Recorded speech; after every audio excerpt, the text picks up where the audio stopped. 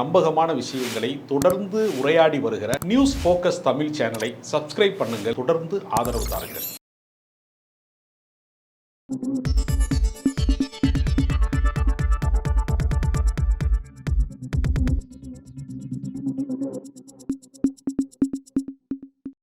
வணக்கம் சார். வணக்கம். திமுகவுடைய துணை பொதுச் செயலாளர் ஆர் ராசா அவர்கள் தற்போதைக்கு பேசின ஒரு செய்திங்கிறது ஒரு பரபரப்பு நிறைஞ்ச ஒரு விஷயம், சர்ச்சை நிறைந்த ஒரு விஷயம் மாறுது. அது எங்கே மாறுதுன்னா திமுக கூட்டணிக்குள்ளேயே அந்த ஒரு கருத்துக்கள் உருவாகுது. காரணம் கம்யூனிஸ்ட் கட்சியினுடைய அதோட ஐடியாலஜி பற்றி அதோட தலைவர்கள் பற்றியும் அவர் பேசியிருக்கார் ஒரு மேடையில். அவர் என்ன சொல்கிறாருன்னா, கம்யூனிஸ்ட் கட்சியினுடைய கொள்கைகளும் சரியாக தான் இருக்குது, அதை பின்பற்றி வந்த தலைவர்கள் சுயநலவாதிகளாக மாறிட்டாங்க, அவங்கக்கிட்ட ஒரு சில சிக்கல்கள் இருக்குது அப்படிங்கிறத அவர் போட்டு உடைச்சிருக்கிறாரு.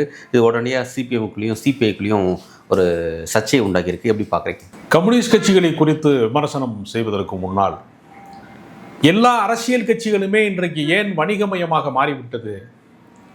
வாக்காளர்களுக்கு பணம் கொடுத்தால்தான் அவர்கள் ஓட்டு போடுவார்கள், அல்லது ஒரு கட்சி மாநாட்டிற்கு கூட அவர்களுக்கான சில வசதிகளை செய்து கொடுத்தால்தான் வருவார்கள் என்கிற நிலைமை எல்லா கட்சிகளுக்குமாக மாறிவிட்டது. ஒரு சில சிறிய கட்சிகள், பொருளாதார ரீதியாக பின்தங்கக்கூடிய சிறிய கட்சிகள், போராட்ட கட்சிகளுக்கு தானாக முன் வருகிறார்கள். ஆனால் பெரிய அரசியல் கட்சிகளை நோக்கி பொதுமக்களே வருவது கிடையாது. பல பொதுக்கூட்டங்கள் போட்டோம்னா ஆளே இருக்க மாட்டேங்கிறான். காலி நாற்காலிகளில் தலைவர்கள் வருகிற போது சேர் வருது. அது கூட மகளிர் குழுக்களை எல்லாம் ஏற்பாடு செய்து அதை செயற்கையாக நிரப்புகிறார்கள். அப்போ இயல்பாகவே நீங்கள் பார்த்தீங்கன்னா கடந்த காலங்களில் அண்ணா பேசிய போது, நாவலர் பேசிய போதெல்லாம் டிக்கெட் போட்டதெல்லாம் கேள்விப்பட்டிருக்கேன் நான். அதை பார்ப்பதற்கு பார்வையாளர்கள் பணம் கொடுத்து கட்சி நிதியாக மாற்றிக்கொள்ளலாம் என்பதற்காக பணம் கொடுத்துலாம் பார்வையாளர்கள் உள்ளே மாநாடுகளிலே கலந்து கொண்டார்கள் என்றெல்லாம் ஒரு காலகட்டம் இருந்தது. இன்னைக்கு ஏன் வருகிறவனுக்கு பணம் கொடுக்குறோங்கிற ஒரு கேள்வி இருக்கிறது. அப்போ எல்லா அரசியல் கட்சிகளுமே நீர்த்து போயிருக்கிறது என்று பொதுவாக பேசுவது ஒரு வகை, கம்யூனிஸ்ட் கட்சி மட்டும் நீர்த்து போய்விட்டது என்று பேசுவது ஒரு பொது புத்தியில் இருக்கக்கூடிய ஒரு வகை. இதை ஒரு பொறுப்பற்றவர்கள் பல பேர் இப்படி பேசுவார்கள். சில பேர் என்ன பண்ணுவான்னா, டீசல் பெட்ரோல் விலையை குறைப்பதற்கு ஆர்ப்பாட்டம்னு பதாகையை ஏந்தி கொண்டு சில பேர் ஆர்ப்பாட்டம் செய்கிற போது டூ வீலரில் போகிற ஒருத்தன் சொல்லுவான், அல்லது ஒருத்தன் பைக்கில் காரில் போகிறவன் ஒருத்தன் சொல்லுவான், இவங்களுக்கு வேறு வேலையே கிடையாதும்மா, இவனுக்கு பெட்ரோல் விலையை குறைக்கத்தான் அவன் போராடிக்கிட்டு இருப்பான். ஆனால் அவன் என்ன சொல்லிட்டு போவான்னா, இவங்க எப்போவுமே இப்படித்தாங்க அப்படிப்பான். இது பொது புத்தியில் இது மாதிரியான ஒரு பார்வை உண்டு. அதை ஒரு கட்சியினுடைய துணை பொதுச் செயலாளர் ஏறத்தாழ ஒரு ஒடுக்கப்பட்ட சமூகத்திலே இருந்து மேலெழுந்து மத்திய அமைச்சர் வரைக்கும் பொறுப்பு வைத்தவர், அவர் பேசுவது என்பது எனக்கு அடிப்படையில் முதல்ல அதிர்ச்சி அளிக்கிறது. கம்யூனிசம் சிறந்த கொள்கை, அதை ஒத்துக்கிறாராம். அதே தலைவர்கள்லாம் நிறுத்து போயிட்டாங்க அப்படின்னா இந்த கேள்விக்கு நான் ஒரு பதில் நான் கேட்குறேன். தமிழ்நாடு அரசு தகைசால்வு தமிழர் விருது கொடுக்குற போது ஏன் எடுத்த எடுப்பிலேயே சங்கரையாவை தேர்வு செய்கிறார்கள்? ஏன் நல்ல கண்ணுவை தேர்வு செய்கிறார்கள்? இவர்கள் குறிப்பிட்டது மாதிரி அந்த தலைவர்கள் நீர்த்து போய்விட்டார்கள் என்பது உண்மை என்றால் சொந்த கட்சியிலே கொடுக்கறதுக்கு ஆள் இல்லை. கடந்த காலங்களில் பொருளாளராக இருந்த திமுகவினுடைய பொருளாளராக இருந்த சாதிக் பாட்சா கட்சியினுடைய ஒரு பொறுப்புகளிலிருந்து விடுவிக்கப்படுகிற போது அந்த அம்பாசிடர் காரை கொண்டு போய் கட்சி வாசலில் நிப்பாட்டினாரு என்ற ஒரு வரலாறு உண்டு. நான் பார்த்துருக்கேன். சென்னை மாநகரத்தினுடைய மேயராக இருந்தவர் சா கணேசன்கிறவர் அரசு பேருந்தில் வருவார், ஒரு சிகப்பு துண்டு போட்டிருப்பார், வளர்த்தியா இருப்பார் செவத்தால. அரசு பேருந்தில் ஏறி ஒரு மேயர் பயணித்தது நீங்கள் பார்த்துருக்கீங்களா? நான் பார்த்துருக்கிறேன். நான் பல இலக்கிய கூட்டங்களுக்கு போகிற போது இந்த எல்எல்ஏ பில்டிங்ல எல்லாம் சில கூட்டங்கள் நடக்கும். அதில் எல்லாம் பார்க்கும்போது இவர் இந்த மாநகரத்தினுடைய மேயராக இருந்தவர் அப்படின்னு சொல்லுவாங்க. இப்போலாம் வார்டு கவுன்சிலராக இருக்கிறவன், சின்ன சின்ன பகுதி செயலாளராக இருக்கவன்லாம் வச்சிருக்கிற கார்லாம் ஃபார்ச்சுனர் கார் வச்சுருக்கான், ஆடி கார் வச்சுருக்கான், என்னென்னமோ வச்சுருக்கான், பல வீடு வச்சுருக்கிறான். இப்போ பல பேர் பார்த்தீங்கன்னா ரொம்ப சொல்லத்தகாத விஷயமா இருக்கு. அப்போ கடந்த கால அரசியல் என்பது கொள்கை வெளிப்பட்டதாக இருந்த அரசியல் ஒட்டுமொத்தமாக ஏன் வணிகமயமாக மாறிவிட்டது என்கிற கேள்வியை கேட்பதற்கு பதிலாக கே பாலகிருஷ்ணன் ஒரு விமர்சனத்தை வச்சுட்டார். விழுப்புரம் மாநாட்டிலே எங்களுக்கு பேரணி போவதற்கு செம்படை பேரணிக்கு அனுமதி கடைசி நேரத்திலே மறுக்கப்பட்டது. அப்போ காவல்துறை ஏன் எங்களை கட்டுப்படுத்துகிறது, அறிவிக்கப்படாத எமர்ஜென்சி இருக்கிறதா என்று ஒரு ஆத்திரத்தில் எமோஷனலில் பேசிட்டார். அந்த அளவுக்கு அதை சொல்லியிருக்க வேண்டாம் என்று வேண்டாலும் அவர் விமர்சித்திருக்கலாமே தவிர ஒட்டுமொத்தமாக எல்லாமே நிறுத்து போய்விட்டதுன்னா, நான் இன்றைக்கும் சொல்கிறேன், நான் முத்தரசன் போன்ற தலைவர்களாக இருக்கட்டும், இன்றைக்கும் மக்கள் ஏதாவது ஒரு பிரச்சனை என்று வந்தால் கம்யூனிஸ்டுகளை தான் தேடுகிறார்கள். அது கலை யதார்த்தம். நீங்கள் சாம்சங் போராட்டத்தில் இருந்து போக்குவரத்து தொழிலாளர்கள் போராட்டமாக இருந்தாலும் சரி, எனக்கு தெரிந்து வந்து எத்தனையோ போராட்டங்களில் இன்றைக்கு எந்த ஆட்டோ நிறுத்தத்தில் நீங்கள் போனீங்கன்னாலும் சிஐடி தான் வந்து அந்த தொழிற்சங்கமாக இருக்கும். ஏன்னா நடைமுறையில் அவர்கள் தான் தொழிலாளர் சார்ந்த போராட்டங்களை முன்னெடுக்கிறார்கள், தொழிலாளர்களுடைய நம்பிக்கையை பெற்றவர்களாக இருக்கிறார்கள் என்பதுதான் கதை யதார்த்தம். நிறுவனமயமாக்கப்பட்ட கட்சிகள் வசதி வாய்ந்தவர்களுக்கு கோடீஸ்வரனுக்கு சீட்டு கொடுக்கிறது என்கிற அடிப்படையை நாம் ஏன் சுய பரிசீலனை செய்து கொள்ள வேண்டிய காலகட்டத்தில் இருக்கும். இன்றைக்கு ஏன் திராவிட கட்சிகளாக இருக்கட்டும், இல்லை எந்த கட்சியாகவும் இருக்கட்டும், கோடீஸ்வரனுக்கு தானே சீட்டு. பாஜகவிலையும் கோடீஸ்வரனுக்கு தான் சீட்டு, காங்கிரஸ்லையும் கோடீஸ்வரனுக்கு தான் சீட்டு, மத சார்பற்றவனுக்கு அதே தலையெழுத்து. அதுதான் இங்கே நடைமுறை. மத வெறியை போதிக்கிற அரசியல் கட்சிக்கும் அதே நடைமுறை, திமுகவுக்கும் அதே நடைமுறை, அதிமுகவுக்கும் அதே நடைமுறை. அப்போ ஒவ்வொரு ஊர்லையுமே வந்து மாவட்ட செயலாளர்கள்லாம் ஏன் குட்டி ஜமீன்தார்களை போல இருக்கிறாங்க, ஏன் குட்டி பூர்சுவாக்களை போல இருக்கிறாங்க என்று ஒரு கேள்வி இருக்கிறது. அந்த கேள்வியை நோக்கி நாம் நகர்ந்தோம்னா நாம் ஜனநாயகத்திலிருந்து எவ்வளவு தூரம் வெளியேறி இருக்கிறோம், எந்த அளவிற்கு மக்களுக்கான அரசியலில் இருந்து நாம் வந்து வெளியேறி போயிருக்கிறோம் என்று ஒவ்வொரு கட்சியினுடைய மாவட்ட செயலாளர்களும் அமைச்சர்களாக இருக்கிறவங்களும், நான் எல்லா கட்சியும் சேர்த்து தான் சொல்கிறேன், நான் வந்து குறிப்பிட்ட கட்சின்னு நீங்கள் வந்து கோர்த்து விட வேணாம், எல்லா கட்சிக்கும் நான் சேர்த்து சொல்கிறேன். ஒவ்வொருத்தருமே தனியார் கல்லூரிகள் நடத்துகிறாங்க, பொறியியல் கல்லூரி நடத்துகிறாங்க, மருத்துவக் கல்லூரி நடத்துகிறாங்க. கல்வி கொள்ளையர்கள் அத்தனை பேருமே கட்சிக்காரனாக இருக்கானே, இவரும் கோடீஸ்வரனாக இருக்கிறானே, இவர்கள் மீதெல்லாம் நம்ம என்றைக்காவது வந்து கட்சியினுடைய கொள்கைக்கு இவர்களுக்கு என்ன சம்பந்தம் என்று நாம் கேட்டிருக்கிறோமா? அப்போ நம்ம கேட்கவே முடியாது.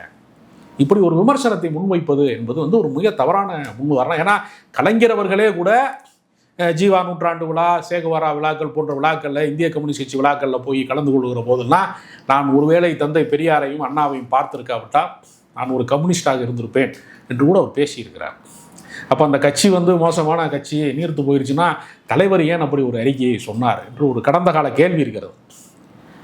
அதே கூட்டத்திலே இருந்த ஜெயகாந்தன் சொன்னார், அந்த 2 பேரையும் பார்த்து தொலைத்ததால் தானடா நான் கம்யூனிஸ்டே ஆடினார். இப்படிப்பட்ட நேர் எதிர் விமர்சனங்களும் உண்டு.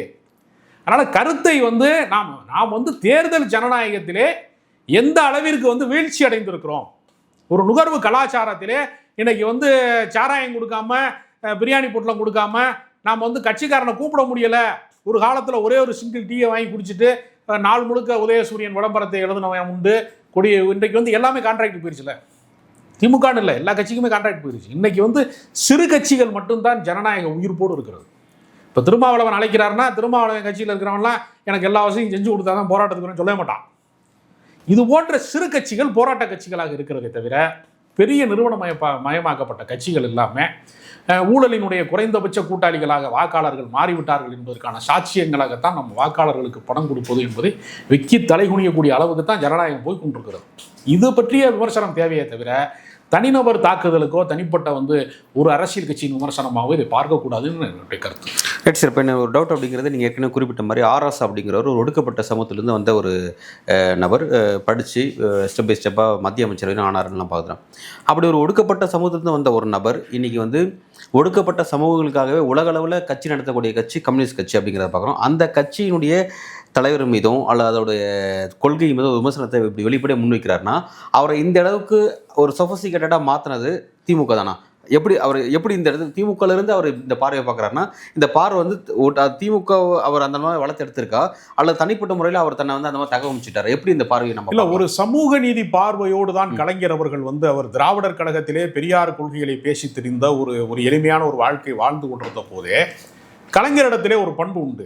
யாராவது ஆற்றல் மிக்கவர்களாக இருக்கிறார்கள், சிந்தனை வளமிக்கவர்களாக இருக்கிறார்கள், செயல்பாட்டாளராக இருக்கிறார்கள் என்றால் அவர்கள் எந்த அமைப்பிலே இருந்தாலும் என்னுடைய கட்சியிலே வந்து நீங்கள் சேர்ந்து கொள்ளுங்கள் என்று அழைக்கக்கூடிய வழக்கமுடையவராக கலைஞர் இருந்திருக்கிறார். அதனால ஒரு ஒடுக்கப்பட்ட சமூகத்திலிருந்து ஒரு அடையாளம் பெற்றிருக்கக்கூடிய நல்ல சிந்தனையாளர், பேச்சாளர் என்கிற முறையில் இவரை வந்து கலைஞர் அவர்கள் முதன்மைப்படுத்தினார். அதனுடைய தொடர்ச்சியாக ஒரு நாடாளுமன்ற உறுப்பினர், மத்திய அமைச்சர் என்கிற உயரங்களை தொட்டிருக்கிறார். அது கலைஞரினுடைய சமூக நீதி பார்வை தான் இவருடைய உயரங்களுக்கு காரணம். இவர் இந்த விஷயத்தில் என்னன்னா தன்னுடைய கட்சி மீது நடக்கக்கூடிய தாக்குதலுக்கு எதிர்வினை ஆற்றுவதற்காகத்தான் இதை பேசியிருக்கிறார்.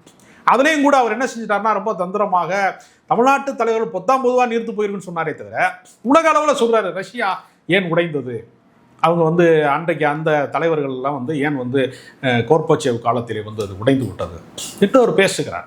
அது உலக அளவில் இருக்கக்கூடிய ஒரு பிரச்சனை. அது ரஷ்யா என்கிற ஒரு நாடு சிதறுண்டு போனதற்கு பின்பு இன்றைக்கு வந்து உலகமே வலதுசாரி மயமாக மாறிக்கொண்டிருக்கிறது, நுகர்வு வெறியை நோக்கி மாறிக்கொண்டிருக்கிறது, முதலாளித்துவ வெறியில வந்து எல்லாருமே மாறிக்கிட்டு இருக்கான். ஒவ்வொரு தனி மனிதனுமே வந்து இன்னைக்கு எந்த அறமற்ற ஒரு வாழ்க்கைக்குள்ள போயிட்டு இருக்கான். அப்படி ஒரு கனவு தகர்ந்தது குறித்து நாம் வந்து வருத்தம் கொள்வது அப்படிங்கிறதுக்கு பதிலாக நம்ம கட்சி தான் ஸ்ட்ராங்காக இருக்குன்னு அவர் பேசுகிறார்.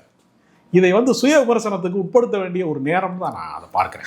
அதான் சார், இந்த அளவுக்கு எக்ஸ்ட்ரீம் லெவலுக்கு வந்ததுக்கான காரணம் சமீபத்தில் வந்து முன்னாள் மாநில செயலாளராக இருந்த பாலகிருஷ்ணன் பேசின அந்த வார்த்தை தானா? அதாவது நீங்கள் வந்து அறிவிக்கப்படாத எமர்ஜென்சி நீங்கள் பின்பற்றுறீங்களா அப்படின்னு கேட்ட அந்த ஒரு டோன் தான் வந்து அவர் இந்த அளவுக்கு கொந்தளிக்க செஞ்சு இன்னைக்கு இப்படி ஒரு வார்த்தையை அவரை பேச செஞ்சுருக்கா. அதுதான் காரணமா அல்லது வேறு எதுவும் காரணமா? இல்லை, அவர் பாலகிருஷ்ணன் அவர்கள் வந்து கம்யூனிஸ்ட் கட்சியினுடைய மாநாட்டில் போராட்டக்காரர்களோடு உரையாடுகிற ஒரு நிகழ்வு. அவங்க கட்சிக்காரர்களோடு ஒரு உரையாடும் போது போக்குவரத்து தொழிலாளர்கள் பிரச்சனை, போக்குவரத்தை தனியார்மயமாக மாற்றுவது என்கிற இடத்தை நோக்கி அது நகர்த்து போகிறது என்பது மாதிரியான கடுமையான விமர்சனங்கள் அவங்களுக்கு இருக்கு. அதே மாதிரி ஆசிரியர் போராட்டங்களை வந்து திமுக இதுவரைக்கும் ஒடுக்கியதே கிடையாது. ஏன்னால் வாத்தியார் ஆட்சியில் வாத்தியார்கள்லாம் சிறையில் எம்ஜிஆரை வாத்தியார் என்று வர்ணிக்கிற ஒரு வழக்கம் உண்டு. அவர் பல திரைப்படங்களை நடித்ததுனால அவர் வாத்தியார் சொல்லக்கூடிய வழக்கம் உண்டு. அப்போ கூட்டமாக 80களினுடைய காலகட்டங்களிலே, எம்ஜிஆருடைய ஆட்சி காலகட்டங்களிலே ஆசிரியர்கள் வந்து பெருமளவிலே வந்து போராட்டங்களில் ஈடுபட்டார்கள். அவர்களுக்கான சம்பள விகிதம் எவ்வளவு மோசமாக இருந்துச்சுன்னா, நான் என்னுடைய கிராமத்தில் 2 ஸ்பின்னிங் மில்லு நூற்பாலைகள் இருந்தது.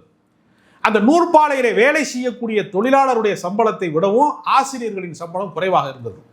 அவங்க என்ன செய்வாங்கன்னா, அந்த காலகட்டத்தில், நான் சிறுவனாக படித்து கொண்டிருக்கிற காலகட்டத்தில், மில்லில் வேலை பார்க்கக்கூடிய தொழிலாளிக்கு பொண்ணு கொடுப்பான், வாத்தியாருக்கு பொண்ணு கொடுக்க மாட்டான், ஏன்னா சம்பளம் கம்மி.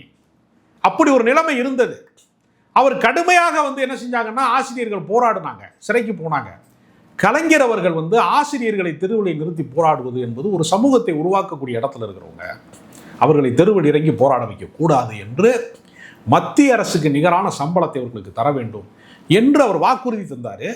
அவருடைய ஆட்சி காலத்தில் அதை நிறைவேற்றியும் செய்தார். என்னுடைய குடும்பமே ஆசிரியர் குடும்பம் தான். எங்கள் அப்பா தலைமை ஆசிரியராக இருந்தவர். இன்றைக்கு என்னுடைய சகோதரியாக இருக்கிறவங்க வந்து தலைமை ஆசிரியராக இருக்காங்க. அப்போ எனக்கு வந்து ஒரு ஆசிரியர் வாழ்க்கையினுடைய முன்பின், எங்கள் அப்பா வந்து ரிட்டையர்ட் ஆன பின்னாடி தான் பெரிய சம்பளமே வாங்கினார். ஓய்வூதியம் தான் அவருக்கு கூடுதலாக இருந்துச்சு. அவர் வாழ்ந்த காலம் வரைக்குமே, அவர் பணியில் இருந்த காலம் வரைக்குமே அவருக்கு மிக குறைந்த சம்பளம் தான் இருந்துச்சு. இதையெல்லாம் மாற்றி அமைத்தது திமுக தான். ஆனால் இன்றைக்கு இருக்கக்கூடிய திமுக வந்து ஆசிரியர் போராட்டத்தை வந்து அவங்க கைவிடுறாங்க. பகுதி நேர ஆசிரியர்களுக்கு சம்பளம் கொடுக்க முடியல அப்படின்னு சொல்லும்போது எங்கள்கிட்ட நிதி ஆதாரம் இல்லை என்பதை காரணமாக காட்டுறாங்க. எத்தனையோ விஷயங்களை வந்து அரசு நலத்திட்டங்களாக செய்து கொண்டிருக்கிற அதே காலகட்டத்தில் அந்த போராட்டங்களை வந்து அவங்க நீர்த்து போக செய்கிறாங்க. அப்போ விமர்சனம் என்பதை வந்து ஒரு கம்யூனிஸ்ட் கட்சி வந்து ஒரு மாநாடு நடத்துகிற போது ஆளுங்கட்சிக்கு ஆதரவாக தடவி கொடுப்பது மாதிரியே, அவங்கள தழுவுவது மாதிரியே பேசணுங்கிறது வந்து ஏற்புடையதாக இருக்க முடியாது. அவங்க கடும் விமர்சனத்தை முன்வைக்கிறாங்க. அது ஜனநாயகத்தோட கடமை. கூட்டணியாக இருப்பதனாலேயே அவர்களுடைய எல்லா கொள்கையும் ஏற்புடையது என்று சொல்வது அப்படிங்கிறது அவங்க கட்சி கூடாரம் காலியாயிரும். ஆனால் சார், அந்த விமர்சனத்தையே, அதாவது பாலகிருஷ்ணனோட விமர்சனத்தையே ரொம்ப காட்டமாக கண்டிச்சு தான் வந்து முரசொலி வந்து தங்களுடைய தலைங்க எழுதியிருந்தாங்கிறது கவனிக்கத்தக்க விஷயம். அவங்க என்ன சொன்னாங்கன்னா, ஸ்டாலின் டைரெக்டாக பேச வேண்டிய நெருக்கத்தில் இருக்கார் பாலகிருஷ்ணன். அப்படி இருந்து அவர் ஏன் வந்து அந்த மாதிரி வார்த்தையை பயன்படுத்தணும் அப்படிங்கிறது. ஏன்னா அந்த வார்த்தை அப்படிங்கிறது கடந்த காலத்தில் மோடிக்கு எதிராக அறிவிக்கப்படாத எமர்ஜென்சியை மோடி பின்பற்றாருன்னு கேட்டுட்டு இருந்த அந்த டவுனை இன்னைக்கு கூட்டணி கட்சிக்குள்ள இருந்து அவர் கேட்குறாரு அப்படின்னும் போது அது நிச்சயமாக வந்து பலரும் ஒரு ஆச்சரியத்தை ஏற்படுத்தும் கூடிய ஒரு விஷயம் தான். அப்படி இருக்கும்போது திமுகவுடைய ஒரு முக்கியமான நிர்வாகிகள் இப்படி டக்குன்னு ஒரு வார்த்தை அப்படி கேட்கறதுங்கிறது ஒரு சாதாரண விஷயம் தானே. அதை ரொம்ப, அதாவது பாலகிருஷ்ணன் பேசின அந்த டோன் வந்து அது அப்படிதான் அந்த டோன் அவர் பயன்படுத்திக்கணுமா அப்படின்ற ஒரு கேள்வி வந்து இல்லை, எல்லா முறையுமே முதலமைச்சரை தொடர்பு கொண்டு அனுமதி வாங்கி கொண்டு தான் பேரணி நடத்த வேண்டும், அனுமதி வாங்கி கொண்டு தான் இதை செய்ய வேண்டும் என்ற நிலைமையில ஒரு அரசியல் கட்சி அவங்க நடத்த முடியாது இல்லையா? அதனால கூட்டணியிலே வந்து இணக்கமான சூழல் நிலவினால் கூட எல்லா முறையுமே வந்து முதலமைச்சரை வந்து நாங்கள் அணுகி கொண்டு தான் எல்லா முறையுமே ஏதாவது வந்து நீங்கள் எனக்கு செய்து கொடுங்கள் என்று கேட்டுக்கொண்டே இருக்க முடியும். அதனால் ஒரு உரிமை சார்ந்த ஒரு குரலை அவர் எழுப்புவது என்பது அவருடைய ஜனநாயகபூர்வமான ஒரு கடமையாக நான் பார்க்கிறேன். இவர்கள் பதில் சொல்வதன் மூலமாக கூட்டணிக்கு குத்தகம் விளைந்து விடக்கூடாது என்கிறதான் 2 தரப்புக்குமான கணக்காக இருக்கிறது. ஆனால் இந்த விமர்சனங்களிலே உண்மை இல்லாமல் இல்லை, அது நியாயமானதாகத்தான் நான் படுகிறது. Right, okay sir. இப்போ இன்னொரு டவுட் எனக்கு என்னென்னா, இப்போ வந்து தமிழ்நாட்டில் இந்த அரசியல் சித்தாந்தம் அப்படின்னு பார்க்கும்போது திராவிட சித்தாந்தம் ஒன்று இருக்குது, மதவாத சித்தாந்தம் தானே வச்சுவோம். திராவிட சித்தாந்தம் அதே மாதிரி இடதுசாரி சித்தாந்தம் 2 விஷயம் இருக்குது. இப்போ திராவிட சித்தாந்தத்தினுடைய ஐடியாலஜியாக அதோடைய ஒரு பொலிட்டிக்கல் அமைப்பாக இன்னைக்கு திமுக இருக்குது அப்படிங்கிறத நம்ம வச்சுக்குவோமே. இப்போ அதுக்கு ஆப்போசிட்டில் இடதுசாரி சித்தாந்தம் பேசக்கூடிய அமைப்புகளுக்கு சிபிஎம் சிபிஎல்லாம் இருக்குன்னு வச்சுக்கோமே. அப்போ இவங்க 2 பேருமே அடிப்படையில் வெவ்வேறு அப்படின்னு நினச்சிக்கிறாங்க. இது வேற ஒரு சித்தாந்தம், இது வேறு சித்தாந்தம் சொல்கிறாங்க. அப்படி இருக்கும்போது ஆனால் 2 பேரும் ஒரு கூட்டணிக்குள்ளே பயணிக்கிறாங்க அப்படின்னு பார்க்கும் பொழுது இப்போ இடதுசாரி சித்தாந்தத்தை எந்த வகையிலுமே திராவிட சித்தாந்தங்கள் பிரதிபலிக்கவே இல்லை. இது வேற, அது வேற, 2மே வெவ்வேறு கான்டெக்ஸ்ட் அப்படின்னு பார்க்கணுமா, அல்லது அதையே இது வேற ஒரு போர்வையில் எடுத்திருக்கு அப்படிங்கிறது நீங்க பாக்குறீங்களா? இது நீங்க எப்படி எடுத்துக்கிறீங்க? இடதுசாரி சித்தாந்தங்களிலே இருந்துதான் திராவிட சித்தாந்தமே உருவாகி இருக்கிறது. இங்கு ஏன் வந்து வர்க்கமாக ஒரு போராட்டம் நிகழவே இல்லை? ஒடுக்கப்படுகிற மக்களாக இருக்கிறவனுக்கு, ஏழைகளாக இருக்கிறவன், தொழிலாளர்களாக இருக்கிறவன், பாட்டாளியாக இருக்கிறவன், பாதிக்கப்படுறவனாக இருக்கிறவன்லாம் ஒன்று திரளுவதற்கு இங்கு எது தடையாக இருக்கிறது என்றால் சாதிய அமைப்பு தடையாக இருக்கிறது, மதவாதம் தடையாக இருக்கிறது. எனவே இந்த சாதிய அமைப்புக்குள்ளே போய் இந்த வர்க்கம் ஒளிந்து கொள்கிறது என்கிற காரணத்தினாலே தான் சமூக நீதி என்கிற கோட்பாடே உருவானது. அதனால் இடதுசாரி தத்துவத்தை கழித்து விட்டு திராவிட இயக்கமே இல்லை. அதனால திராவிட மாடலை விடவும் சிறந்தது இடதுசாரி மாடல் என்று சொல்வதற்கான அதிகாரம் வந்து உரிமை வந்து அவர்களுக்கு இருக்கிறது, இடதுசாரிகளுக்கு இருக்கிறது. இது வந்து வலதுசாரிகளுக்கும் வந்து இடதுசாரிகளுக்குமான போர் அல்ல, இது ஒரு சகோதர யுத்தம் மாதிரி தான். அதனால திராவிட இயக்கங்கள் எல்லாமே வந்து இடதுசாரி தத்துவங்களை உள்வாங்கி கொண்டு இந்த நிலத்துக்கு ஏற்ற விதமாக கம்யூனிசத்தை கட்டமைத்தது தான் வந்து திராவிட இயக்கமே தவிர திராவிட இயக்கமும் அதுவும் வந்து ஒரு முரண்பட்டதாக பார்க்க முடியாது. ஒன்றோடு ஒன்று தொடர்புடையது தான், ஒன்றிலிருந்து ஒன்று தோன்றியதாகத்தான் எடுத்துக்கணும். இல்லை, ஏன் நான் அந்த கேள்வி கேட்குறேன்னா வந்து இப்போ ஆர்எஸ்ஆர் பேசியிருக்காரு அப்படின்னு பார்க்கும்போது அவர் வந்து அடிப்படையில் வந்து தீக்காலேருந்து எமர்ஜ் ஆகி வந்தவர். ஸ்டெப் பை ஸ்டெப்பாக வந்து தீக்காலேருந்து அந்த ஐடியாலஜி ஊன்றி படித்து அங்கேருந்து பெரியார் அரசியல், அம்பேத்கர் அரசியல் படித்து வந்தவர்னு பார்க்குறோம். அப்போ அங்கேருந்து வந்த ஒரு நபர் வந்து இன்றைக்கி ஒரு இடதுசாரி அரசியலை இன்றைக்கி இந்தளவுக்கு விமர்சனம் வைக்கிறாரு. அதாவது கொள்கை சரியாக தான் இருக்குது, அதோட தலைவர்கள் வந்து இந்த மாதிரி ஒரு சுயநலவாதிகளாக மாறிட்டாங்க, அவங்க மீது தவறு இருக்குது, ஐடியாலஜி சரியாக இருக்குது அப்படின்னு பேசுகிறவர். அவர் எந்த ஐடியாலஜிலேருந்து பேசுகிறாருன்னா திராவிட ஐடியாலஜிலேருந்து பேசுகிறாரு. தான் ஐடியாலஜியில் தான் கூட இருக்க தலைவர்கள் நேர்மையாக தான் இருக்காங்களா, தான் கட்சி நேர்மையாக தான் இருக்குது அப்படின்ற அந்த பரிசீலனையே இல்லாமல் இதை மட்டும் தனியாக பார்க்குறாருன்னா அதனால தான் நான் கேட்குறேன், இது வேற ஒரு ஐடியாலஜி, இது வேற ஒரு ஐடியாலஜி அப்படின்னு பிரித்து பார்க்க ஆரம்பிச்சு. அப்படி பார்க்க முடியாது. ரெண்டுமுடைய ஐடியாலஜிக்கும் அடிப்படை என்பது கம்யூனிசம் என்கிற விதையில இருந்து தான் ஒரு திராவிட இயக்கம் என்கிற மரம் முளைத்திருக்கிறது. அது ரெண்டையும் வேறுபடுத்தி பார்க்க முடியாது. தங்களுடைய கட்சியினுடைய இமேஜை ஒருவர் காலி செய்கிற போது அந்த கட்சியினுடைய நலன்களை காப்பாற்றுவதற்காக அந்த கட்சியை எதிர் தரப்பிலிருந்து அடிப்பது அப்படிங்கிற ஒரு இடத்துல இருந்து பார்க்கலாமே தவிர முரண்பட்டதாக நம்ம பார்க்க முடியாது. நீர் அடித்து நீர் விலகாது என்று சொல்வதை போல நீங்கள் பல முறை வந்து கலைஞரோடு முரண்பட்டிருக்கிறார்கள் இடதுசாரிகள், பல முறை வந்து உடன்பட்டிருக்கிறார்கள். ஆனாலும் இடதுசாரிகள் இல்லாத சட்டமன்றம், இடதுசாரிகள் இல்லாத ஒரு நாடாளுமன்றம் என்பது ஜனநாயகத்துக்கு பேர் ஆபத்து என்பதை திராவிட இயக்கமுமே உணர்ந்திருக்கிறது. அதனால இப்படி ஒரு விவாதம் வந்திருக்க கூடாது என்பதுதான் சரியான கருத்தாக இருக்க முடியும். ஆனால் இப்போ இதே ஒரு விஷயம் வந்து இப்போ கூட பார்த்தீங்கன்னா இந்த இடதுசாரி அரசியலில் எந்த வகையிலையும் வந்து இந்த வாரிசு அரசியல் அது போன்ற விஷயங்களுக்கு ஸ்பேஸ் எப்பவுமே கொடுக்கப்படுறதில்ல அப்படிங்கிறதான் காலங்காலமாக அது வந்து எமர்ஜாய் வந்துட்டுருக்கு. ஆனால் இங்கே நம்ம பார்க்கக்கூடிய திராவிட அரசியலில் அது வந்து வேறு மாறி மாறி கலைஞருக்கு அப்புறம் ஸ்டாலினுக்கு அப்புறம் இன்னைக்கு உதயநிதி அப்படிங்கிற மாதிரி அது வேறு மாதிரி பரிணமிச்சு போயிட்டுருக்கு. இப்போ இந்த ஒரு கிளாரிஃபிகேஷன்ஸ் எல்லாம் நம்ம இந்த அரசியலுடைய தலைமை எப்படி இருக்குது, இந்த அரசியலுக்கு வர தலைமை எப்படி இருக்குன்னு பார்க்கும்பொழுது அதிலே பார்த்தா இவங்க இன்னும் வந்து கரெக்டாக தான், இடதுசாரிகள் இன்னும் கரெக்டாக தான் பயணிச்சுட்டு இருக்காங்க, அவங்க எந்த வகையிலும் சமரசம் ஆகாமல் இருக்காங்க அப்படிங்கிறத பார்க்கும்போது புரிஞ்சிக்க முடியுது. அப்படி இருந்தும் கூட இந்த இடத்துல உட்காந்துக்கிட்டு ஆர்எஸ்ஆ இப்படி நம்ம அமைப்பு இப்படி இருக்குது, ஒரு வாரிசு அரசியலை தூக்கி பிடிக்கக்கூடிய ஒரு அமைப்பு நம்ம அமைப்பு இருக்குது, நம்ம வந்து அவங்கள பார்த்து பேசுகிறோமே அப்படின்ற கொஞ்சம் கூட அதை சிந்திக்காம அவர் பேசுகிற அந்த டோன் எப்படி பார்க்குறீங்க? இல்லை, அதாவது கட்சி நலன் சார்ந்து என்று வருகிற போது ஒரு கட்சிக்காக வாதாடக்கூடிய ஒரு வழக்கறிஞரை போல அவர் பேசியிருக்கிறாரே தவிர இது வந்து ஒரு நீதிபதியை போல ஒரு மனநிலையில் இருந்து அவர் பேசியதாக இது எடுத்துக்கொள்ள முடியாது. நீங்கள் இன்றைக்கும் கம்யூனிஸ்ட் கட்சியிலே தங்களை முழு நேர ஊழியர்களாக இருப்பவர்கள் பல தியாகங்களை செய்யக்கூடியவர்களாக தான் இன்றும் இருக்கிறாங்க. இன்றைக்கு கூட புதிய மாநில செயலாளராக தேர்ந்தெடுக்கப்பட்டிருக்கிற பே. சண்முகம் என்று சொல்லக்கூடியவர் கூட ஒரு 30 ஆண்டு கால மலைவாழ் மக்கள் போராட்டத்திலே வாச்சாத்தியினுடைய வழக்கிலே தீர்ப்பு வாங்குவதற்காக வேண்டி அதிகார வர்க்கத்தோடு மிகப்பெரிய போராட்டத்தை நிகழ்த்திய தியாகம் செய்த வரலாற்று அவருக்கு இருக்கிறது. எனவே அந்த தியாகத்தினுடைய தொடர்ச்சி அருந்து விட்டது, நல்ல கண்ணோடு முடிந்து விட்டது, சங்கரையாவோடு முடிந்து விட்டதுன்னெல்லாம் சொல்ல முடியாது. இன்றைக்கு சண்முகம் வரைக்குமே அந்த இருக்கிறது. அது என்ன வேடிக்கைன்னா பே. சண்முகம் செய்த தியாகம் என்ன என்பதை அவன் கட்சிக்காரர்களே பேசுவது கிடையாது. நல்ல கண்ணு என்ன தியாகம் செய்தார் என்பது குறித்து பேசுவது கிடையாது. ஒரு கலிய பெருமாளுடைய வாழ்க்கை குறித்து ஒரு திரைப்படம் வருகிற போதுதான் அப்படி ஒருத்தர் இருந்தார் என்பதே இந்த தமிழ் சமூகத்துக்கு தெரிய வரக்கூடிய அவல நிலையாக இன்னைக்கு இருக்கிறது. எனவே ஊடகங்களையோ மேடைகளையோ தனிநபருடைய ஆளுமை குறித்ததாக அவர்கள் பேசாத வழக்கமுடையவர்கள் என்கிற காரணத்தினால அவர்கள் தியாகத்தை அவர்களே பேசாமல் ஊமைகளாக இருக்கிற காரணத்தினாலேயோ என்னவோ தெரியவில்லை, இது போன்ற வரலாறுகளை எல்லாம் வந்து பொதுவெளியில் நம்மளாவது பேசணுங்கிற ஒரு உணர்வு எனக்கு ஏற்படுகிறது. அவர்கள் அந்த தியாகங்களை பேசியாக வேண்டும். நல்ல கண்ணுவை ஒரு அடையாளமாக மாற்றிக்கொண்டு போராட வேண்டும், சங்கரையாவை ஒரு அடையாளமாக மாற்றிக்கொண்டு போராட. அந்த தனிநபர் துதி என்பது வேறு, தியாகம் செய்தவர்களை பாராட்டுவது என்பது வேறு. எனவே அவர்களை குறித்து பேசாமல் விட்டதனுடைய விளைவுதான் இது போன்ற இன்றைய விமர்சனங்களை கூட அவர்கள் எதிர்கொள்கிறார்கள். அதுவும் கம்யூனிஸ்ட் கட்சிகள் மீதான ஒரு இதாகத்தான் நான் குற்றச்சாட்டாக தான் பார்க்கிறேன். தங்களுடைய தியாகம் செய்தவர்களை, தங்கள் தலைவர்களை அவர்களே வந்து பெரிய அளவிலே வெகுஜனங்களை கொண்டு போய் சேர்க்க தவறிவிட்டார்கள் என்று கூட நான் சொல்லுவேன். கம்யூனிஸ்ட் கட்சியில் ஒரு தத்துவத்தை சொல்லுவாங்க, அதாவது வந்து வரலாறு அதுக்கான தலைவர் அதுவே தேர்ந்தெடுத்துக்கும் அப்படின்னு சொல்லுவாங்க. அது மாதிரி தான் தனிப்பட்ட நபர்கள் வந்து வரலாறு உருவாக்குறது கிடையாது. வரலாறு தங்களுக்கான தலைவரை தேர்ந்தெடுக்குங்கிறது அவங்களுக்கு சொல்லக்கூடிய விஷயம். அப்படி இருக்கும்போது இங்கே தான் நான் ஒரு வித்தியாசத்தை பார்க்குறேன். திராவிட அரசியலுக்கும் இடதுசாரி அரசியலுக்கும் ஒரு வித்தியாசத்தை பார்க்குறேன். திராவிட அரசியல் வந்து பார்த்தீங்கன்னா அதோட தலைவர்கள் வந்து தலைவரை வச்சு தான் அதை வந்து திரும்ப திரும்ப அதை உயிர்ப்பிச்சுட்டே இருப்பாங்க. அதை பற்றி தொடர்ச்சியாக பேசிகிட்டே இருப்பாங்க. அடுத்தடுத்த ஜென்ரேஷன் அதை கொண்டு போயிட்டு இருப்பாங்க. அப்படி தான் வந்து இன்றைக்கி பெரியார்லேருந்து அண்ணாலேருந்து கலைஞர்லேருந்து அடுத்தடுத்த தலைமுறை கொண்டு பெரியாருக்கும் அண்ணாவுக்கும் வாரிசு கிடையாது. இல்லை, நம்ம வந்து அடிப்படையில் வந்து மன்னர்கள் பாரம்பரியத்தில் இருந்து வந்தவங்க. அடிப்படையில் நம்ம வந்து அரசவை முழுக்க முழுக்க மன்னர்கள் தான் ஆட்சி செஞ்சுருக்காங்க நமக்கு. அதனால் தலைவனை முதன்மைப்படுத்தி சமூகத்தை வந்து பின்னோக்கி பார்க்கிற மனநிலை என்பது இயல்பாகவே எல்லாருக்குமே இருக்குது. ஒரு ஊரில் ஒரு பஞ்சாயத்து தலைவர் இருந்தால் கூட அவர் பெரிய குடும்பத்துக்காரங்க, அவர் எவ்வளோ பெரிய மனுஷங்க, அவரும் நம்மளும் ஒன்றாங்க அப்படி சொல்லக்கூடிய ஒரு தாழ்வு மனப்பான்மையை இயல்பாகவே உண்டு.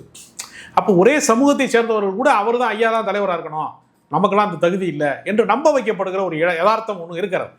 அதனால் முதலாளித்துவ கட்சிகளிலே வந்து அவர்களுக்கு பின்னால் ஒரு சொத்து இருக்கிறது, அந்த கட்சிக்கு பின்னாடி ஒரு பெரிய நில உடைமை இருக்கிறது அல்லது ஒரு பெரிய பொருளாதார பின்னணி இருக்கிறது என்று சொல்லுகிற போது அதை தற்காத்துக் கொள்வதற்கு அவர்கள் வந்து அந்த தொடர்ச்சியை விரும்புகிறார்கள். நீங்கள் வந்து இடதுசாரிகளை பொறுத்தவரையில் அவர்கள் தத்துவத்தை மட்டும் முன்னிலைப்படுத்துகிற காரணத்தினால தனி மனிதர்களுக்கான முக்கியத்துவம் ஆளுமை என்பதை அவர்கள் முன்னிலைப்படுத்தலை. ஆனால் கல யதார்த்தம் என்னவாக இருக்கிறது என்றால் தலைவர்களை வைத்துதான் அணி திரட்டுவது என்கிற யதார்த்தம் இங்கு இருக்கிறது. இப்போ அம்பேத்கரி அரசியலை பேசுகிற திருமாவளவன் போன்றவர்கள் கூட அந்த ஒரு தனிநபரை முதன்மைப்படுத்தி தான் அந்த கட்சியை வளர்க்க முடிகிறதே தவிர அம்பேத்கரை முதன்மைப்படுத்தி அல்லது அந்த கொள்கையை மட்டுமே முதன்மைப்படுத்தி தலைவரை வந்து முதன்மைப்படுத்தாமல் ஒரு வேளை விட்டுவிட்டால் இவ்வளவு பெரிய திரட்சி அவரால் உருவாக்க முடியுமா என்கிற கல யதார்த்தத்தின் ஒரு பெரிய விமர்சனம் இருக்கிறது. அதனால இதுதான் சரி என்பது அல்ல. ஆனால் மக்களுடைய மனநிலை என்னவாக இருக்கிறது என்றால் ஒரு தலைவனை பார்த்து தான் வந்து மக்கள் அணி திரள்வது என்கிற ஒரு மனோபாவம் இங்கு வந்து கட்டமைக்கப்பட்டிருக்கு. இந்த மனோபாவங்கிறது தமிழ்நாடு பேட்டர்ன் மட்டுமா sir? All over India pattern ஃபுல்லாகவே இப்படி தான் இருக்கு? இல்லை, இந்தியா முழுக்கவே அந்த தன்மை இருக்கிறது. பெரிய குடும்பத்தில் சேர்ந்தவர்கள் அவங்களுக்குன்னு ஒரு பெரிய மரியாதை இருக்கிறது, அவங்க எவ்வளோ பெரிய ஆள் தெரியுமா என்கிற உளவியல் வந்து இந்தியா முழுக்க. ஏன்னா எல்லாமே நமக்கு மிக நீண்ட பல நூற்றாண்டுகளாக நம்ம வந்து அரசர்கள் தானே நம்மளை ஆட்சி செஞ்சுருக்காங்க, குறுநில மன்னர்கள்லேருந்து பேரரசர்கள் வரைக்கும். அப்போ நம்ம அதை பார்த்து வியந்து, அரண்மனையை பார்த்து வியந்து, அரசர்களை பார்த்து வியந்து சர்வாதிகாரத்துக்கு நம்ம பழக்கப்பட்டவர் சார். அப்போ நீங்கள் சொல்ற ஜனநாயகமே பழக்கப்படாத ஒன்று தானே. பிரிட்டிஷ்காரனுக்கு பின்பு தானே நமக்கு ஜனநாயகமே. தேர்தல் ஜனநாயகம் நமக்கு எங்கே இருந்துச்சு? நமக்கு நம்ம வரலாற்றில் எங்கேயோ சொல்லுவான் கூட ஓலை இருந்துச்சு, ஓட்டு போட்டாங்க, அதெல்லாம் ஒரு விதிவிலக்கு தான். நாம் பெரும்பகுதி என்னவாக இருந்திருக்கிறோம்? நம்ம ஜனநாயகத்திலே இல்லையே. ஜனநாயகம் நமக்கு பழக்கப்படாது தானே. அது சார், இப்போ நீங்கள் ஒரு மன்னர் உரிமைகள் தான் நம்ம அதை பின்பற்றி நம்ம வந்திருக்கோம் அப்படிங்கிறதுனால இந்த விஷயத்தை நீங்கள் சொல்கிறீங்க. இந்த மன்னர் உரிமைகள்ன்ற கான்டெஸ்ட்டுங்கிறது ஆல் ஓவர் வேர்ல்டுக்கே பொருந்தும். ரோம் சிட்டி தான் வந்து ஃபஸ்ட்டு உலகத்திலே ஒரு நாகரிக சமூகம் உருவானது அப்படிங்கிறத நம்ம வரலாறு இன்றைக்கி குறிப்பிடுது. அப்படி இருக்கும்போது அங்கிருந்தே நம்ம இதை பார்த்தா கூட அங்கேயே கூட இந்த தன்மையில் மாறிடுச்சு சார். இப்போ அங்கே கூட பார்த்தீங்கன்னா தனிநபர்களுக்கான இம்பார்ட்டன்ஸாக அல்லது தத்துவத்துக்கான இம்பார்ட்டன்ஸாக பார்த்தா மேற்கு உலக நாடுகள்லாம் வந்து தத்துவத்துக்கான இம்பார்ட்டன்ஸ் கொடுக்குறாங்க. ஆனால் இந்தியா போன்ற விஷயங்கள் மட்டும் ஏன் வந்து அதில் மாறாமல் இன்னும் அந்த தனிநபருக்கான இம்பார்ட்டன்ஸில் இருக்காங்க? எப்படி பார்க்கலாம்? அதற்கு காரணம் இன்னும் மக்கள் அரசியல் படுத்தப்படாததும், இன்னும் அறிவுசார் புரட்சி பெரிய அளவிலே வெடிக்காமல் போனதும், அறியாமை தான் மிக முக்கியமான காரணம் நினைக்கிறேன். ஒரு தனி மனிதனை வந்து நம்புவது என்பது வேற, பின்பற்றுவது நம்புவது என்கிறது ஒரு நிலைப்பாடு.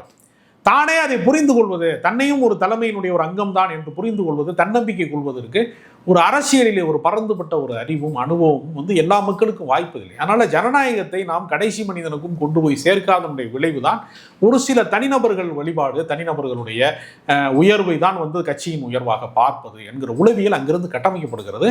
இது ஜனநாயகத்தில் ஒரு பெரிய ஒரு திறந்த வெளியான ஒரு விவாதம் தேவைப்படுகிறது, ஒரு மனம் திறந்த ஒரு விவாதம் தேவைப்படுகிறது.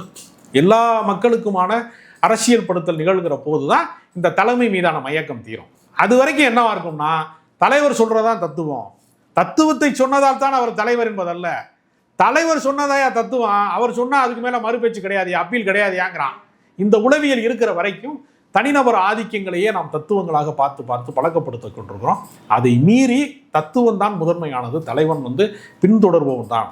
தலைவன் மாறுவான், தர்பார் மாறும், தத்துவம் மட்டுமே அச்சய பாத்திரம் என்று கண்ணதாசன் கவிதையிலே சொல்லியிருக்கிறார். அந்த நிலையை அடைவதற்கு எல்லாருக்குமான ஜனநாயகம் வந்து சேரவில்லை என்பதை தான் புரிந்து கொள்ள உதவுகிறது. சரி, ஃபைனல் கொஸ்டின் அப்படிங்கிறது, இப்போ இந்தியாவிலே, நான் ஆல்மோஸ்ட் தமிழ்நாடு மட்டும் இந்தியாவிலே கம்யூனிஸ்ட் கட்சியில் வந்து இந்த தேர்தல் ஃபீல்டில், தேர்தல் சண்டைகளில் அவங்களால நிலைச்சு நிற்க முடியாமல் ஒரு காலங்காலமாக ஏதோ ஒரு எந்த மாநிலத்திலும் சரி ஒரு கூட்டணியோடு சேர்ந்து பயணிக்கக்கூடிய நெருக்கடியில் இருக்காங்க. அதுலேயும் பார்த்தீங்கன்னா அவங்களோட பேர வலிமையும் குறைவாக இருக்குது. இந்த மாதிரி ஒரு சரிவு நோக்கி இந்திய அரசியலில் சொல்கிறேன். அதாவது கொல்கத்தாவில் நீண்ட காலமாக ஆட்சியில் இருந்தாங்க, இல்லாமல் போயிட்டாங்க. திரிபுரில் இருந்தாங்க, இல்லாமல் போயிட்டாங்க. கேரளாவில் மட்டும் இன்றைக்கி வந்து இருக்காங்க. அதை தாண்டி வேறு எங்கேயும் பெரிய இல்லை. இந்த வீழ்ச்சி எதனால், எப்படி பார்க்குறீங்க? அவர்கள் தேர்தல் அரசியலிலே மாறி வரக்கூடிய மாற்றங்களை, சூழ்ச்சிகளை, சகுனி வேலை பார்ப்பதை அவர்கள் செய்யவில்லை. அப்படி செய்யாமல் அரசியலை அவர்கள் நேர்மறையாகவே அணுகி பழக்கப்பட்டவர்கள் என்கிற காரணத்தினாலே திரைமறைவு அரசியலுக்கு அவர்களால் தாக்கு பிடிக்க முடியவில்லை. ஜோதிபாசுக்கு பிரதமர் பதவி தேடி வந்த ஒரு காலகட்டத்தை ஒருவேளை பயன்படுத்தி கொண்டிருந்தால் அவர்களை நோக்கி இடதுசாரிகளை நோக்கி இளைஞர்கள் அலையலையாக வரக்கூடிய ஒரு நம்பகத்தன்மை உருவாக்கி இருக்கலாம். அவர்கள் என்ன நினைத்தார்கள், நாம் அதிகாரத்திலே பங்கேற்பதன் மூலமாக நம்முடைய தனித்தன்மை இழந்து விடுவோம், கொள்கைகளை சமரசமாகி விடுவோம், முதலாளித்துவத்தோடு நாம் ஒரு கலப்பு பொருளாதாரத்தை உருவாக்கி விடுவோம் என்கிற அச்சத்தின் காரணமாக நெடுங்காலமாக காங்கிரஸ் மீதே அவர்களுக்கு ஒரு பெரிய தீண்டாமை தானே இருந்தது கடந்த காலங்களில். அப்போ மதச்சார்பற்ற என்கிற அரசியலுக்காகத்தான் காங்கிரஸோடு கை கொடுக்கிறார்களே தவிர கடந்த காலத்தில் காங்கிரஸுக்கும் அவர்களுக்குமே பெரிய பகை உண்டு தானே. அப்போ அவர்கள் என்ன செய்தார்கள்னா, சமகால அரசியலில் இருக்கக்கூடிய அந்த சூழ்ச்சி அரசியலை அவர்கள் கணிக்க தவறிவிட்டார்கள். அவர்களுடைய போராட்ட வடிவமே கூட இன்னைக்கு யார் முதலாளியாக இருக்கான் ஒரு கார்ப்பரேட் கம்பெனிக்கு என்பது முகம் தெரியாத விஷயமாக மாறிவிட்டது. அவர்கள் இன்னும் ஆலையினுடைய வாசலிலே நடத்தக்கூடிய அந்த மறியல் போராட்டத்தை நம்பிக்கொண்டிருக்கிறவர்களாக அவர்கள் இருக்கிறார்கள். எனவே அணி திரட்டுவதிலேயே இன்றைய நவீன வாழ்வினுடைய சிக்கல்களை உள்வாங்கி கொண்டு அவர்கள் தங்களை அப்டேட் பண்ணுவது அப்படிங்கிற இடத்துல எங்கோ அவர்கள் பிசகி விட்டார்கள். கொஞ்சம் அவர்கள் ஒரு பினராயி விஜயன் வெற்றி பெறுவதனால தான் அந்த கம்யூனிஸ்ட் தத்துவத்தை நிலைநிறுத்த முடிகிறது என்கிற யதார்த்தத்தையும் சேர்த்து பார்க்க வேண்டியது. கட்சி எழுச்சியானது அதனால தான் பினராயி விஜயன் முதல்வராக இருக்கிறார் என்று நம்ம சொல்லிக் கொண்டாலும் நடைமுறையில் ஒரு ஹீரோயிசம் இருக்கிறது. அந்த ஹீரோயிசத்தை கம்யூனிசம் ஏற்க மறுக்கிற காரணத்தினால அவர்கள் கொஞ்சம் கரால் தன்மையோடு இருக்கிற காரணத்தினால சில வீழ்ச்சிகளை சந்தித்திருக்கிறார்கள். எதிர்காலத்திலே இதை சரி செய்வதற்கான அவர்கள் புதிய பாடத்தை, புதிய தத்துவங்களை, புதிய நடைமுறை சிக்கல்களை எதிர்கொள்வதற்கான சூழல்களை உருவாக்கி கொள்ள தவறினால் இடதுசாரி இயக்கம் என்பது இல்லாமல் போய்விடாது. ஆனால் நீங்கள் சொல்வதைப் போல அதிகார வலிமையற்றதாக, தேர்தல் பேரமற்றதாக மாறுவது என்பது ஜனநாயகத்துக்கே பெரிய ஆபத்து. எனவே அவர்கள் வலிமை பெறுவது என்பதுதான் ஜனநாயகம் வலிமை பெறுவது என்பதாக நான் பார்க்கிறேன். நல்ல சார், ஒரு நிறைவான உரையாடல். மிக்க நன்றி.